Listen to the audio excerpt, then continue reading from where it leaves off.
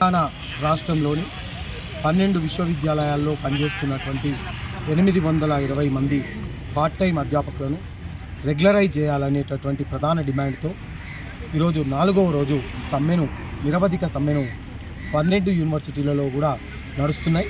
దాంట్లో భాగంగా ఈరోజు ఇక్కడ ఉస్మానియా యూనివర్సిటీ, చాకలైలమ్మ మహిళా విశ్వవిద్యాలయం మరియు సురవరం ప్రతాపరెడ్డి తెలుగు విశ్వవిద్యాలయం పార్ట్ టైం అధ్యాపకులము ఇక్కడ ఉస్మానియా యూనివర్సిటీలోని అడ్మినిస్ట్రేషన్ బిల్డింగ్ గేట్ నెంబర్ 2లో నిరవధిక సమ్మె చేస్తున్నాం.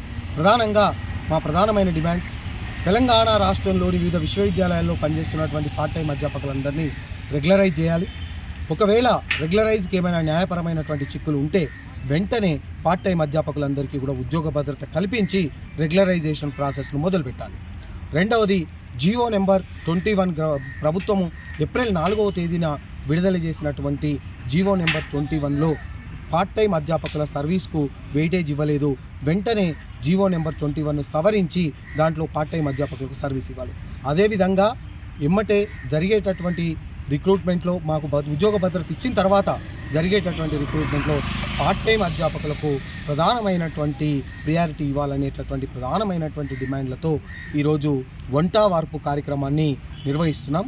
దాంట్లో భాగంగా విద్యార్థి నాయకులు తెలంగాణ రాష్ట్రంలో తెలంగాణ ఉద్యమాన్ని నడిపించి తెలంగాణ రాష్ట్ర సాధన కోసం పనిచేసినటువంటి అనేకమైనటువంటి విద్యార్థి సంఘాల నాయకులు, విద్యారంగాన్ని అభివృద్ధి చేస్తున్నటువంటి విద్యార్థి సంఘాల నాయకులు అందరూ కూడా ఈరోజు వచ్చి పార్ట్ టైం అధ్యాపకులకు సంఘీభావాన్ని తెలియజేసేటటువంటి కార్యక్రమం కూడా ఈరోజు నిర్వహిస్తున్నాం. పహల్గామాలో జరుగుతున్నటువంటి ఉగ్రవాదుల దాడిని తెలంగాణ అసోసియేషన్ తరఫున తీవ్రంగా వ్యతిరేకిస్తున్నాం.